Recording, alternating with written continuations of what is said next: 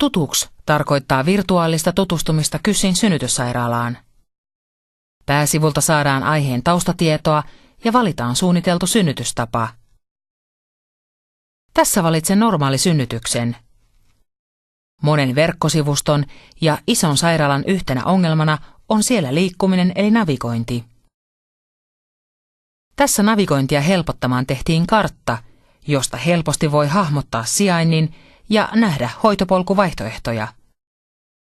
Tässä tapauksessa tavallisin tie on suora reitti alas, mutta käyn katsomassa lasten teho-osastoa.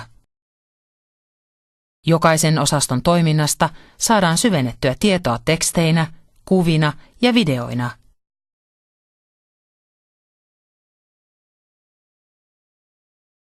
Sivu löytyy osoitteessa synnytystutuksi.fi.